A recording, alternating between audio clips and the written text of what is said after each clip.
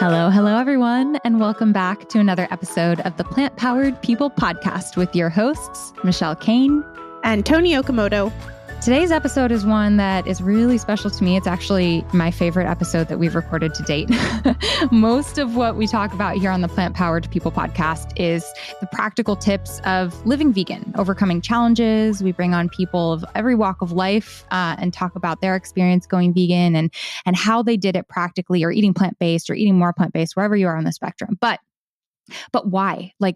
Why go through these challenges? Why put in the extra effort to eat in a different way than the norm, to live outside of the norm, which is inevitably harder? So the why vegan, why plant-based? There are so many different reasons that can lead people down that path. It could be the environment. It could be human rights. It could be health, of course. But today's episode is dedicated to talking about ethics and animals. And we're bringing on one of my favorite people on the planet, Gene Baur. We love Gene Baur. He is such a nice person. And in addition to just being an overall general awesome person, he is a best-selling author and the president and co-founder of Farm Sanctuary, the first animal rescue and advocacy organization dedicated to animals, and a place that Michelle and I have bonded together. We both have been inspired by it, and it's a big part of our friendship. I would say actually it's the first place that Michelle and I went to on our first road trip together. Do you remember, Michelle? I do. Yeah. I think we went to Farm Sanctuaries we've been to several sanctuaries, but yes. Yeah, we got to snuggle some cows at a farm sanctuary, and it was beautiful. Yep, it was the one in Chico, and Michelle was filming. And anyway, I have a special place in my heart for Farm Sanctuary. I know Michelle does as well.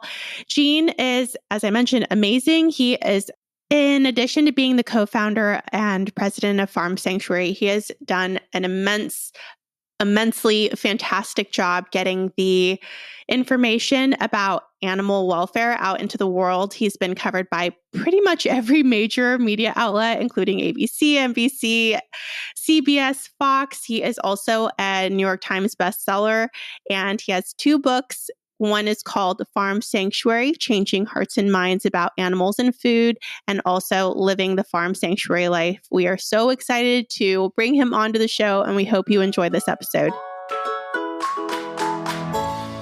Before we jump into this awesome episode with Gene, we want to take a moment to thank our sponsors of this episode, Maxine's Heavenly Cookies and Natrieve.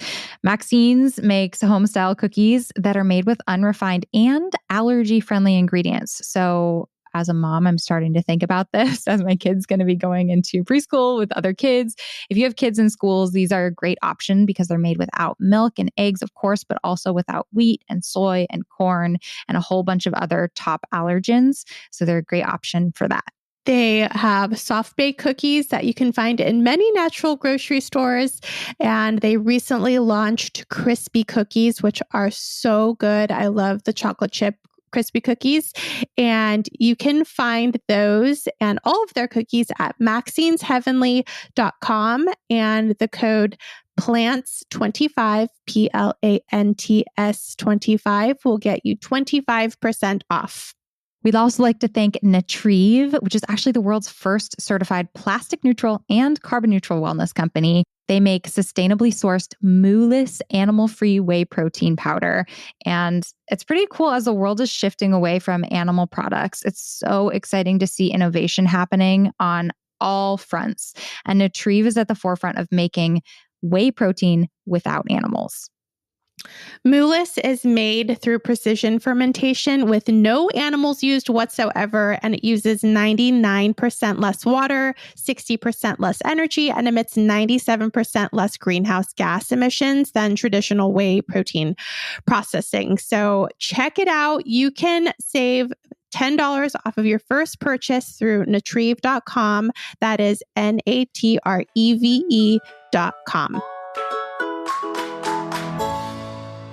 Hi, Gene. Welcome to the Plant-Powered People podcast. Hey, it is great to be with you. I am really excited to have you on today because we're talking about a topic that we've this is season 4 of the Plant-Powered People podcast, and we've never done an episode about what's wrong with eating animals. And that's been kind of intentional, right? Because this is a tough topic, and we certainly want to be a welcoming space, and we never want to make anyone feel we want to be inspiring and encouraging, but we don't ever want anyone to feel judged or pressured. But that is How why about uncomfortable? Is uncomfortable an okay thing for people? Uncomfortable is great. Uncomfortable is great, right? We That's need that magic discomfort. space, right? Yes. So that's perfect. This episode is about getting uncomfortable, listening to things that none of us want to hear about. None of us want to exist in the world, but the reality is that they do. And the reality is that we have a lot of power to make a personal impact on these things that we're going to be talking about. And so with that in mind, we're excited to dig into kind of the issues with eating animals. But before we do, Jean, can you share, you have such a fascinating and inspiring story that goes back decades. Can you talk a little bit about how you became vegan, how you ended up rescuing farmed animals, and how you got here today? Yeah, absolutely. Well, like most people around me, I grew up eating animals without really thinking about it. And the first time I started considering what I was doing was in high school when my grandmother told me about how veal calves are raised. And I said I'd never eat veal again. And as time went, I just learned more and more about factory farming and all the harm it was causing. And I didn't want to be part of it. So I went vegan in 1985. In 1986, I co founded Farm Sanctuary and wanted to see firsthand what was going on at factory farms. So we started visiting these places, and we would literally find living animals thrown in trash cans or left on piles of dead animals. So we started rescuing them, and that's how the sanctuaries began. And in addition to caring for animals, we want to raise awareness and change our food system to prevent animals from suffering, but also prevent people from suffering, including workers as well as consumers, and also live in a way that doesn't cause so much harm to the earth the way factory farming causes harm. So I've been doing this a long time, and it's great to see a growing awareness and a growing interest among more and more people to live in a way that is better aligned with our humanity and with our own interests to live healthy and on a planet that's not being destroyed. That is so beautiful. And Farm Sanctuary was a important part of my initial journey as I became vegan. One of the Farm Sanctuary hoedowns in New York was one of the first events that I went to and met other people who were also concerned about these issues in our world. So thank you for all that you did. And it's so crazy to hear that you went vegan and you founded Farm Sanctuary a year later. I know there's some other interesting stories in there involving maybe Grateful Dead concerts, maybe old bands. Can you just share that piece a little bit? Because I think it's so fascinating. Oh, absolutely. When Farm Sanctuary started in 1986, the idea of a farm sanctuary was a new one. There were no other farm sanctuaries at the time. And we were an all volunteer organization with a budget of zero to begin with. And the way we funded it was by selling vegan hot dogs at Grateful Dead shows out of our Volkswagen van. And that Volkswagen van was also our research vehicle. We would take it around the country to investigate factory farms, and we rescued animals in it, and we sold vegan food in it. And that's how it began. Then thankfully, many people joined with us over the years, often as volunteers, or there's a farmer in Pennsylvania that let us use some of his land. Then some other friends had an old school bus they donated. So we lived in a school bus on this farm for a little bit before we were able to acquire the farm in upstate New York up in Watkins Glen. That happened in 1989. And that is, a permanent sanctuary that is still in place. And we also have a sanctuary out in California. So these are places where animals get to live out their lives, where people get to visit and get to know animals, and also be in a community that wants to live in a more compassionate way without harming other animals. And that's what the Hoedown and other events have been about, is just connecting people, building community around compassion and around connection and around living in a way that we can feel good about. So many people who are supporting the factory farming industry are doing so unwittingly without necessarily recognizing that they have opportunities to do different. And we just want to show that it's not that hard to make choices that are better aligned with our compassion, better aligned with what we want to think about, because thinking about slaughterhouses is not fun. And so often when the issue comes up, people say, I don't want to talk about it.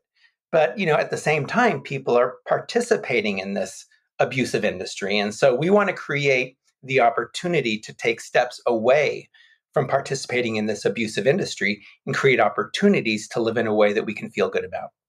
That is incredible how inspired and fired up you were right away. In the late 1980s, what was that like opening up a farm sanctuary when no one else was doing anything like that and when people weren't as educated about farmed animal issues as they are today? Oh gosh, in the late 1980s, the idea of rescuing farm animals and taking care of them as friends instead of as food was a very new and scary concept to many. I remember talking to veterinarians who were just very confused and didn't understand why we would spend so much money and resource and energy taking care of a goat, for example, who was very sick, or a chicken or a pig, who were not worth very much financially, and we would be spending a lot more than they were worth financially. So, but we always held to the principle that these animals are living, feeling individuals. They deserve to be treated with respect, with dignity, just like we would treat other animals, other people, our cats or dogs. And that's been the principle that's been at the core of Farm Sanctuary since the beginning. And it's a principle that is beyond economics. And we're still working to create that mindset where money isn't everything and animals are more than just property. But in the 1980s, that was an even stranger sort of thing for many people to understand. We're still working on it, but being vegan in the 80s was also more difficult. Today you can go into mainstream grocery stores and find all kinds of alternatives to cow's milk, for example. Now, back in the 1980s, we used to have to mix powder with water to get soy milk. And vegan cheese was something that was also very difficult to find. And there was no Beyond Burger, there's no Impossible Burger. So it was a lot harder back then in terms of getting convenience foods. But we've always had beans, rice, whole grains. We've always had those foods, and we still have those today as well. So I think the culture is evolving, the mindset is evolving, and the opportunities to eat plant-based are becoming easier. So it's a lot easier now, and I'm very happy to see that. It's interesting. I was just thinking back to when I first discovered Farm Sanctuary, and I think at the time I was vegetarian. I had just read Peter Singer's book Animal Liberation, which came out in the 70s, and kind of documented what happened to animals on not only factory farms but egg and dairy. And I decided I wanted to go vegan, but I hadn't done it yet. And I was looking into Farm Sanctuary and volunteer opportunities, or maybe intern opportunities. And I remember reading, you have to eat vegan when you're there. And at the time, I was not vegan. I was vegetarian. I wanted to go vegan, but I was like, could I do it? The example being set as like, this is a place of peace and this is also possible and people are doing this. Just seeing that and hearing that a few times is what empowered me to feel like, oh, I totally can do this. So that was pretty cool. And then another interesting thing that I learned at a visit to Farm Sanctuary, you talked about the veterinarians, is that I remember at Farm Sanctuary it being shared that a lot of in the veterinary industry, they don't even know how to treat animals past the young age, because like pigs are slaughtered at so-and-so age. So how to treat older pigs or older cows or older chickens. Not only did vets not learn it, like the information wasn't ever even known or studied because people didn't care for these animals throughout their whole life, which was just mind-blowing to me. Yes, veterinarians, especially those that work on farm animals, see these animals as commodities, not as living creatures. And they don't see them, past their production purposes. And that's been a big part of Farm Sanctuary's role, trying to raise awareness among veterinarians even. And when it comes to visiting farm sanctuaries, human beings are very much social animals. So I really appreciate what you said, Michelle, about, knowing that there are people who live without eating animal products, whether it's meat, dairy, or eggs, and that is possible. Just seeing others do it and modeling that makes it easier for other people to do it. We rub off on those around us. And if we see somebody do something, we're more likely to do it. So I think the more vegans there are, the more vegans there will be. And so modeling this kind of lifestyle and this kind of relationship with other animals is, I think, a very important part of what happens at Farm Sanctuary.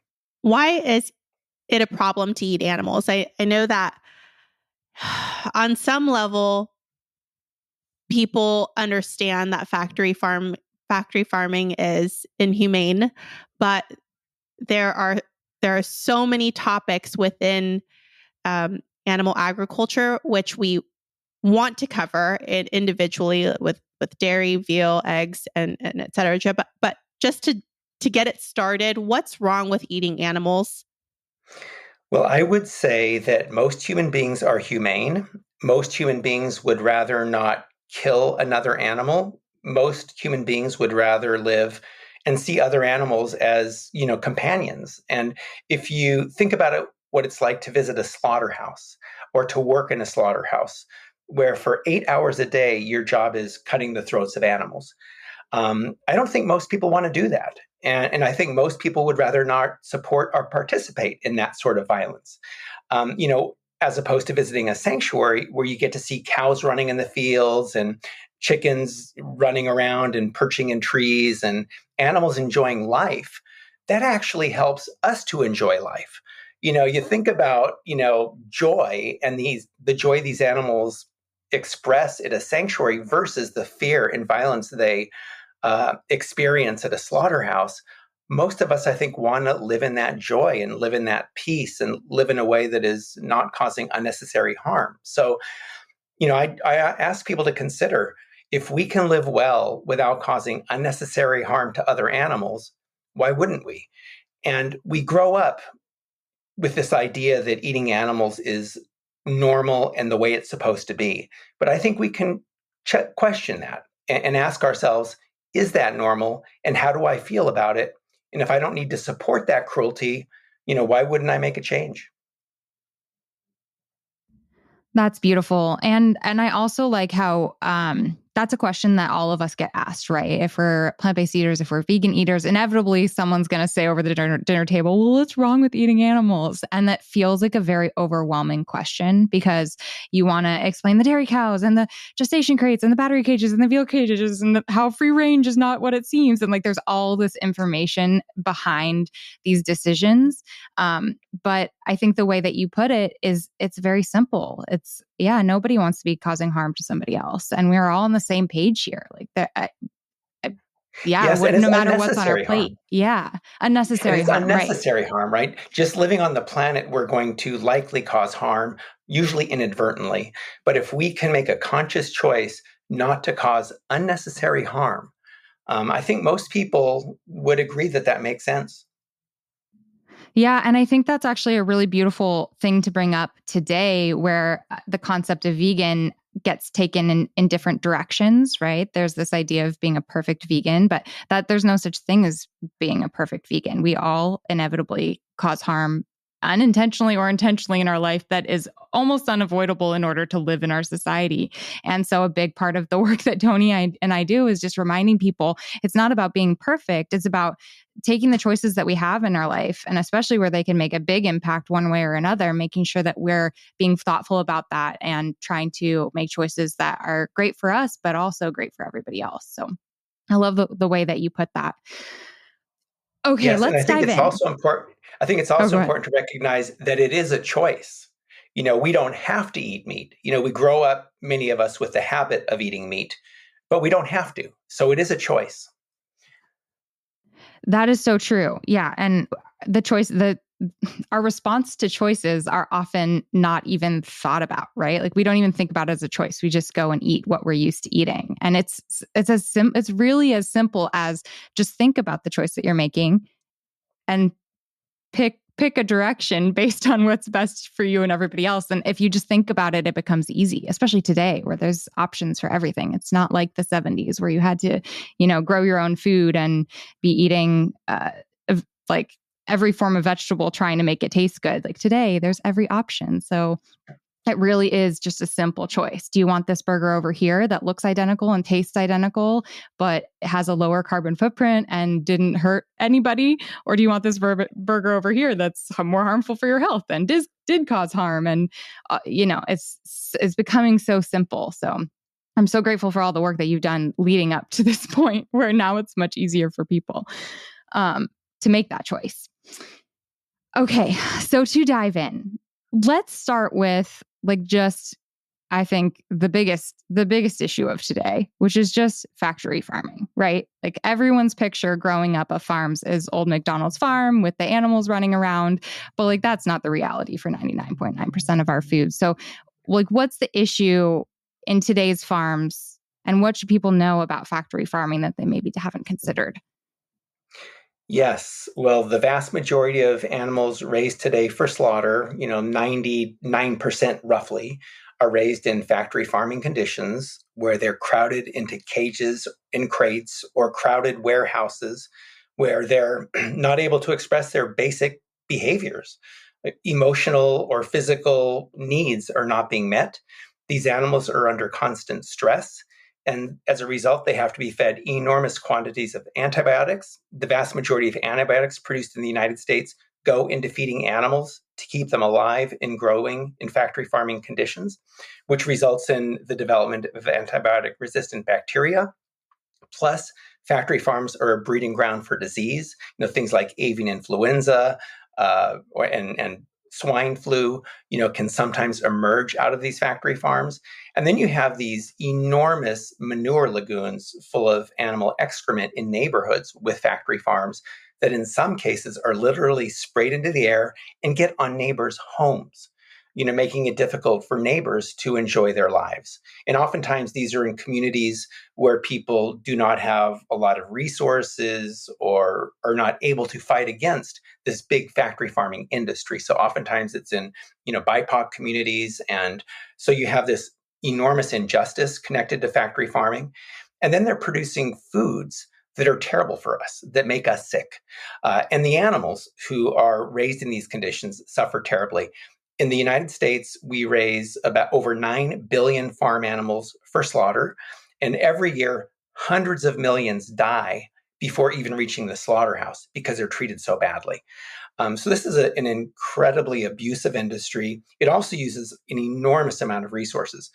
9/10 of the agricultural land in the United States is used to feed and raise farm animals. We could feed far more people with less land and fewer resources. We could sequester carbon. We could create more ecosystem biodiversity by shifting to a plant-based food system. So it's cruel for animals. It's horrible for the earth. It's terrible for neighbors of factory farms. It's bad for consumers, especially in places with fast food restaurants without access to healthy plant-based foods, who then have higher incidences of diabetes and hypertension and other diet-related health problems. So this is an industry causing enormous harm. And at the same time, this industry is getting billions of dollars of government support every year. There was a paper that came out, or a study that came out a few years ago, looking at dairy industry income. And they found that 73% of dairy industry income came from government programs. So this is not even an efficient system. It is one that requires government support, because raising animals for food requires feeding farm animals, and that requires enormous resources. So it's inefficient, it's abusive, it's unnecessary, and hopefully as time goes, we'll be able to shift away towards more plant-based agriculture. And there are very exciting things happening in that direction right now. Whew. Yeah, that's a lot. So, I mean, first of all, it's kind of crazy because the only ones benefiting from factory farms are people who are financially benefiting, right? Like that's the only win. That's the only win coming out of these systems. But Yes, it's crazy because and a lot of it's like government related. So, yeah. Absolutely. And some of those profiting are not folks you would necessarily think of immediately. For example, petrochemical fertilizers and the antibiotic industry are very tied into the fossil fuel industry. Access to land and capital connects you with the financial and banking industries. So there's these other, pieces of agribusiness that many people don't think about, but that are very extractive. and are looking to profit and to take earnings from a system that is causing harm to regular farmers who oftentimes go into debt and then have a hard time paying off the debt, again, to these financial lenders who are profiting, at the farmer's expense, who is suffering and ultimately, in many cases, goes out of business. So you have a whole structure here around extraction, whether it's extracting cow's milk from cows and then killing the cows and taking their lives, or raising and slaughtering other animals, destroying ecosystems, extracting nutrients from the soil to grow feed crops, and then financial institutions that are investing in this and taking out earnings, oftentimes because of government programs.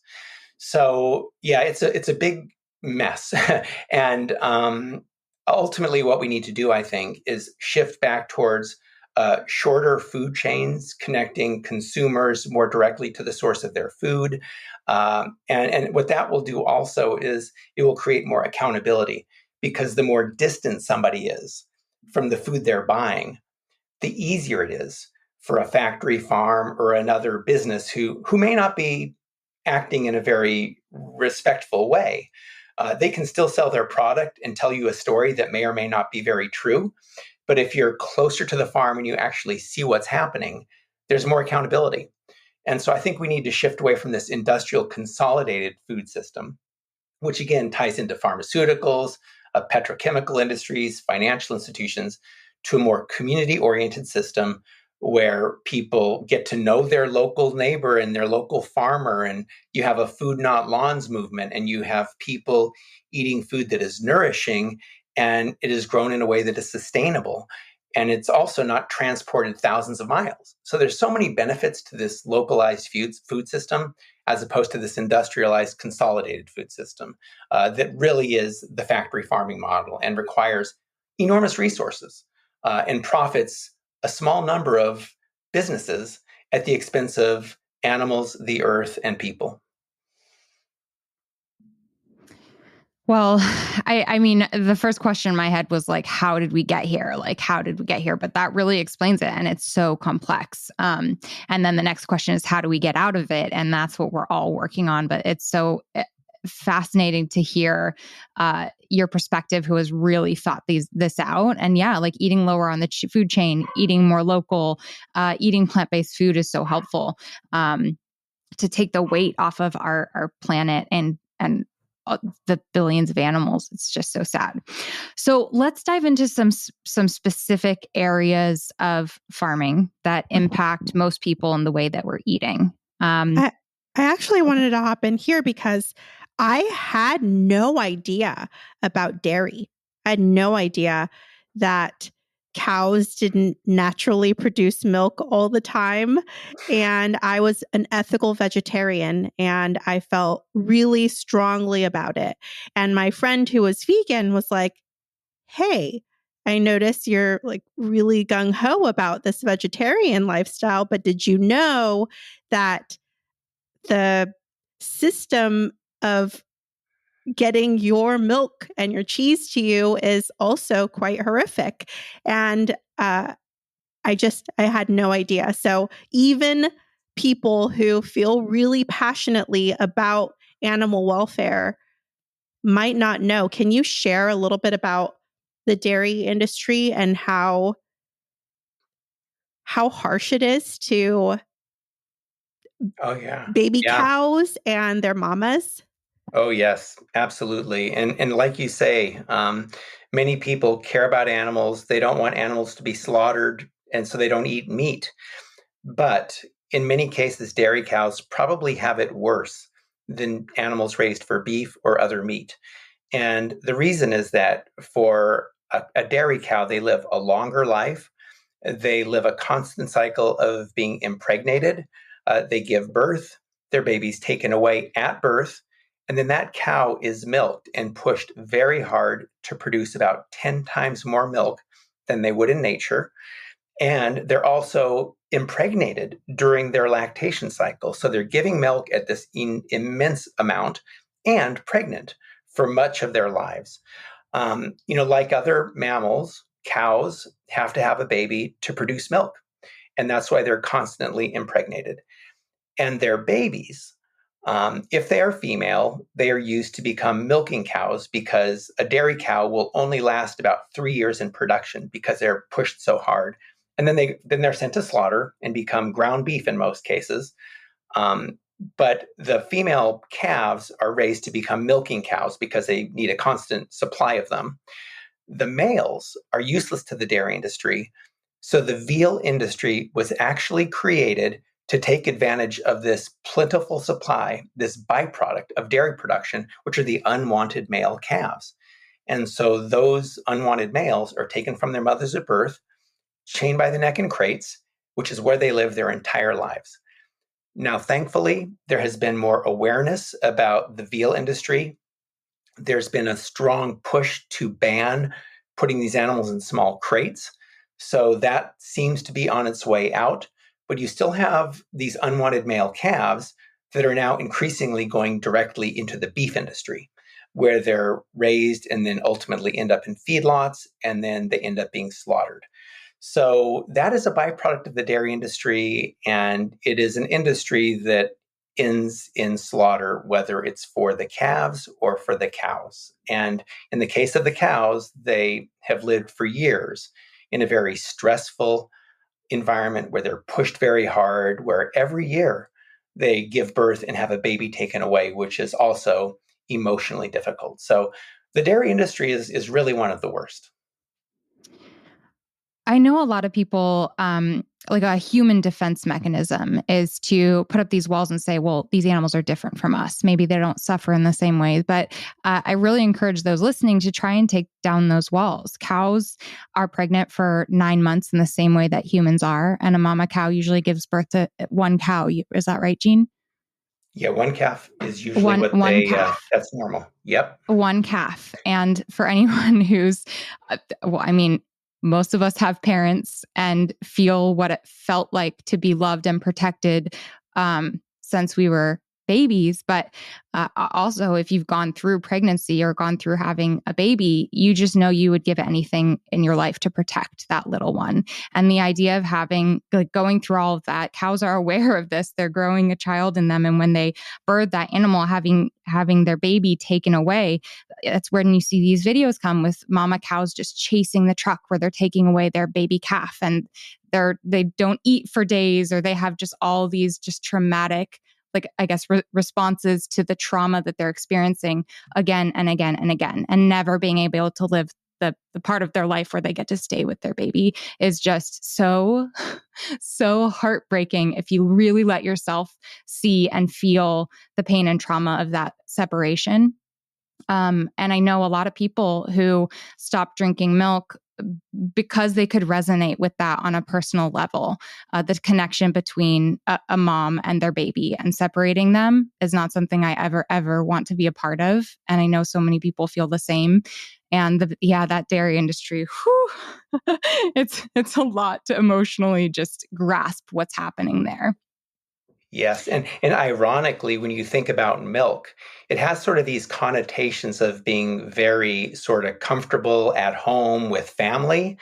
But, this is cow's milk, and we are taking it from cows. And the dairy industry is one of the most entrenched industries in Washington, D.C.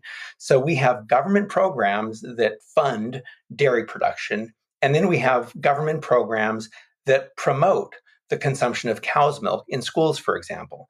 And so it has this sort of wholesome image, which is completely unfounded and inaccurate. And so that's the other thing about the dairy industry. And another aspect to this is that, the way that the industry gets government money is by telling stories about struggling dairy farmers and how they're going out of business and how they're having such difficult lives. And that's how they sell this idea that they need more government support for dairies. The irony is that government support goes to the big factory farms that are putting the small farms out of business. So they're actually using the stories of these small farmers who they're hurting to get money into the pockets of the big dairies and the factory farms and the banks and the petrochemical companies. So it's really diabolical when you look at it at the big picture. The painful thing is that there's so much that if people were just aware of what's happening, it wouldn't be happening. And so it's like you look at these situations and there's no way the future is going to involve these things. There's just no way, because as people learn, and it doesn't benefit anyone, right? Like it's holistically not a positive. But the problem is spreading the awareness and getting the action taken and changing a lifetime of habits and recipes and everything. That takes time. And so there's like this sense of urgency. Why can't we just stop this? It's crazy. But each one of us making changes is helping move that to a better place faster, I guess. Yes. We can't do everything. We can't do, there's many things that are outside of our control, but every day each of us makes choices about what we decide to eat. And that choice has profound impacts, not only on our own health, but on the well-being of other animals and on the health of the planet. So yes, I completely agree. There's an awful lot here. There are structures and systems in place that will take time to shift, but each of us every day can do something. And I think that's the really positive message and the empowering approach to take, so we can feel good about making conscientious choices that make a difference. And not being overwhelmed when people are doing what they do, and instead celebrating every choice that they make that's meatless, every vegan meal that they choose to eat, and not being weighed down by what people are not doing. I totally agree with that. Find the common ground, find the positive, dwell in the positive, and build from there, as opposed to pointing to something that's problematic and focusing on that and dwelling in that. I completely agree with that, Tony, that we need to celebrate any positive step. And I think doing so will lead to more positive steps. It's interesting, all the things that we don't know, and how once we find that information, our whole lives are changed forever. And eggs, the egg industry was another one that caught me off guard, because you think in the same way that cows are always producing milk, hens are always laying eggs. And it wasn't until I looked more closely and heard from people and actually went to some farms and saw what it's like for these hens that I made the shift, and was shocked by how what I thought I knew was untrue. Can you share about the many, many atrocities that are happening for hens in the laying industry? Yes, I sure can. In this country and in agriculture, there are two distinct breeds of chickens. There are the meat type birds that have been genetically bred to grow 4 times bigger and 4 times faster than normal, and to reach slaughter at a very young age. So that's the meat type birds. And then you have the egg laying hens, who have been genetically bred to produce like 10 times more eggs than they would in nature. And those birds have been bred so they don't grow very big, but they produce a lot of eggs. And so at the hatcheries that hatch out the egg-laying hens, you have males and females. The males are useless. So I've actually been to hatcheries and seen dumpsters full of unwanted male chicks, because they're not going to lay eggs and they don't grow fast enough to be raised profitably for meat. So that's one sad reality of egg production. Another is that these hens, like other animals exploited for food, are seen as commodities. They're not seen as living, feeling creatures. So, and whenever that's the case, their well-being suffers. And these birds are oftentimes put in these small cages where they can't even stretch their wings. And that's how they live for a year or sometimes longer. They're packed so tightly that they would peck each other in those conditions. So they're also debeaked. Part of their beak is cut off to prevent harm when they do peck each other in those stressful, overcrowded conditions. Now, thankfully, there has been a strong move to ban these cages. They're called battery cages because they're lined up in rows, stacked in tiers in huge warehouses. There's a battery of cages. And thankfully, those are being phased out in some states. They are still commonly used, however, in other places. But even when you have a cage-free system, it's not ideal. It's certainly less bad. But really the bottom line is when these animals are seen as commodities and as production units, I think that it's going to be bad for the animals.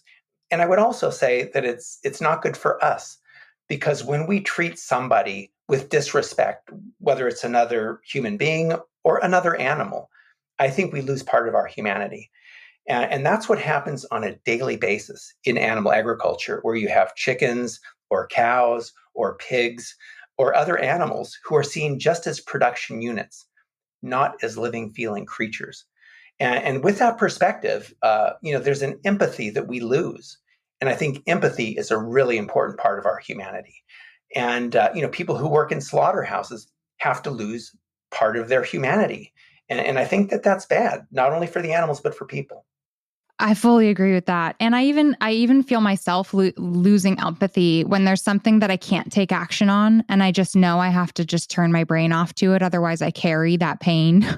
That's like a very mild example of just like we all have built into our bodies as human beings, the ability to protect our mental state by turning off care for others. And it's so sad when that happens. And it's an important, I think it has to become a practice if you weren't raised that way, to really tune into empathy, tune into how others are feeling, tune into how your actions are impacting those around you. It is a practice to relearn how to find empathy and really listen to it and care and apply it to your daily life. I know a question that a lot of people have is about like free range and cage free eggs, because those labels are widely available now. Can you talk a little bit about, I know I was shocked that free range isn't like outdoors in the sunshine free range. Can you talk a little bit about the reality of what those terms mean? Yeah. Well, unfortunately, many of these terms, whether cage free, free range, free roaming, grass fed, or whatever they may be, tend to sound a lot better than they really are. And many of these terms are more about marketing than about accurately describing the conditions these animals are raised under. Which is why I often say that the only way really to know how animals are raised is to visit the farm, because the further consumers are removed from the production methods, the easier it is for factory farms or marketers for agribusiness to make conditions sound much more humane than they are. So, and thankfully, there is more consumer concern and awareness, and so the industry does have to respond to that. But oftentimes, they respond more with marketing terms and language that sounds good than with actually making changes in production. So the best solution, of course, is just to eat plants instead of animals. That's really the best thing to do. And if you can't do that overnight, to just take small steps, and maybe one meal a day or, a couple days a week to eat plant-based and just explore new options in that arena. And as you take small steps, they become more comfortable, and then you can take more steps. But just recognizing that we can live well without eating animal foods. In fact, we can live better. And of course, it's better for the animals and the earth as well. So just, take the steps you can. And, as you were saying earlier, Michelle, about empathy and looking at the big picture and just being so overwhelmed and in many cases so upset by what is happening, it is a practice to figure out how to be aware of it and empathize, but also not to be overwhelmed, and then to actually take steps that can make a difference and that then become empowering, so that you're now consciously living in a way that you can feel good about. You're consciously acting in a way that is creating more kindness in the world instead of contributing to more of the harm. And that feels really good, and it's really empowering. And so each little step, like Tony was saying earlier, each little step is something to celebrate. And all of us are works in progress. Even the most vegan is not perfect, and so we just need to accept that reality and do the best we can. I want to thank you for creating a space of sanctuary, not only for the animals, but also for us people, because it is a lot to hold, and to have a place where you can go and just see animals that have been rescued that just represents how we want the world to be. And sort of when you step into the farm sanctuary environment, all the weight that I carry on my shoulders just sort of fades away in that little microcosm of peace and people who are caring and trying to make a difference. So I want to thank you for making that a reality, and not only a reality, but you started the first farm sanctuary. And we actually just put together a sanctuary guide on World Vegan of sanctuaries around even just the US, because now they're all over the world. But there were hundreds, like there's probably thousands. I don't know how many there are now, but it's just inspired this movement of here's one. I mean, we all can make a difference when we sit down to eat, but some people have taken upon themselves to go even further and to be kind of amplifying the work that Farm Sanctuary started and creating their own places of sanctuary for animals, which is just so beautiful to see. And in addition to what it does for animal advocates, providing a safe place to be unburdened and to see the individuals who were rescued and to know them and understand why we do this work. In addition to that, those same individuals also provide a set of eyeballs to look into for someone who still may be a meat eater or who may consume dairy or eggs, and looking into someone's eyes and seeing them as an individual instead of this idea of all cows or all hens in a certain industry, and getting to know their quirks and their personality and the way their spots are on their fur. It really helps.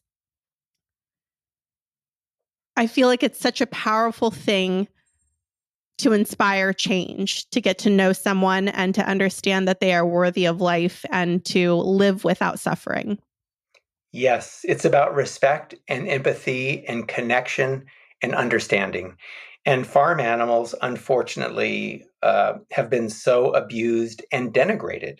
And most people have no understanding of who they are and the experiences they have, and how farm animals, just like cats or dogs or humans, want to enjoy life. They want to enjoy companionship, and they don't want to be treated badly or killed like they are. And so, yeah, coming to the sanctuary, you get to know individuals, and you get to meet sheep, for example, who love human companionship. And some of them love to be petted. And so when you stop petting them, they will paw at you like a cat or a dog would, saying, "Come on, keep petting me." So they're not that different than the companion animals who many of us live with. And that's really the key message, is that these are living, feeling creatures. Our Farm Sanctuary's first bumper sticker back in 1986 said, "If you love animals called pets, why do you eat animals called dinner?" And I think it's still a question worth asking. And if you look around the world, there are some places where people don't eat cows. And there are other places where people do eat cats and dogs. So which animals we consider to be companions and which ones we consider to be pieces of meat are really quite arbitrary. And the fact is, we can live without killing any of them. And I think that that's better for everyone. It's so true. Thank you so much for all you've shared here, Jean. I know we only touched on a very tiny portion of the whole animal agriculture industry, and we will be sure to link about pigs and gestation crates and other elements if you want to research further. We'll link those in the show notes, and Farm Sanctuary has a ton of resources at farmsanctuary.org that we'll link as well for people to check out. And Jean has a book. And Jean's book. Yes, Jean's book. Multiple books. 2 books, that's right, yes. Yeah. So we will link all that. Jean, do you have any final words of anything you want to share with our listeners? No, I would just say that I'm grateful for what you two are doing as well, and that we're all in this together. We all share this planet. And to the extent we can make it a more peaceful, compassionate place, that's in all of our interests. And I'm just very grateful to do this work and to do it alongside people like you. Thanks, Jean. Thank you. Absolutely. Absolutely. Quick reminder to check out our sponsors of the show. You can find Maxine's Heavenly Cookies on their website at maxinesheavenly.com, and you can get 25% using the code PLANTS25. And you can also get $10 off of your first purchase for Natreve at natreve.com, natreve.com. I really hope you all enjoyed that episode. This is probably one of my favorites to date. I'm personally eager to share this with a lot of friends and family. I know this information is usually pretty difficult to share, but one of our goals with this was to create an episode that is soft, friendly, gentle, and also inspiring and educational enough to be able to share. So if this inspires you, feel free to share it with friends. Thank you so much, Jean, for coming on. If you want to check out more of his work, we'll link a bunch of it over in the show notes. And then I also highly encourage all of you listening to check out your local sanctuary. Visiting a sanctuary is such a healing and just beautiful experience. And you don't even need to find other plant-based or vegan eaters to go with. I visited a farm sanctuary one time in New York with a bunch of family who I had just met, and they were certainly not vegan, and they had such a great time meeting the animals and just kind of getting to know the side of animal rescue. So it's a beautiful place to go. We actually have a farm sanctuary guide and list featuring the different farmed animal sanctuaries in every state in the US, as well as some internationally on worldofvegan.com. So if you just head to worldofvegan.com and type in the search farm sanctuary, you'll find that list, and it'll help you see what options are in your area. Best experience ever. Yes, I am from the sanctuary world, and they'll always have a special place in my heart. I didn't meet Michelle at Farm Sanctuary, but I did meet her at another farmed animal sanctuary, and it's a really powerful experience. So I echo Michelle in saying it's only beneficial to go and see and hug and get to know on an individual level all the different animals who have been spared. And it also reinforces all of the choices that we make on an everyday occurrence and leaves you inspired to continue onward in the world that can seem really overwhelming, to be a vegetarian or be a vegan or even to try meatless Mondays sometimes. So, yes, check out an animal sanctuary. And if you're interested in leaving meat off of your plate, Michelle and I have tons of recipes in our Friendly Vegan Cookbook. And we also have lots of recipes on our websites, plantbasedonabudget.com and worldvegan.com. So check those out. Every little bit helps. Every time you leave meat or dairy or eggs off of your plate, you are helping animals. And we really, really, really appreciate that. Yes. And if this episode inspires any of you to take the next step and go fully vegan, we would so love to hear about it. Love to hear from you. And we also have lots of guides for how to go vegan, like how to do that practical stuff, of course, here in our podcast, but also both on plantbasedonabudget.com and worldofvegan.com as well. And if you'd like to support the show, support the podcast, we absolutely adore our Patreon supporters. For as little as, I think it's $2 a month, you can support the Plant Powered People podcast. Just head to patreon.com/plantpoweredpeople. And all those donations go towards our editors, our team that works on helping us get more of these podcasts out there. And I do want to say a big thank you to not only our podcast sponsors, but also our Patreon supporters, because I'm not sure if you've noticed, but this podcast used to be bi-weekly, every other week. And this season, we've been able to not only extend it, but also do weekly episodes. So I hope you're enjoying them. Thank you so, so much for listening. If you haven't left a review, feel free to review us on Apple Podcasts. That helps a lot too. And wishing you all a beautiful, beautiful rest of your day. Love you. Bye.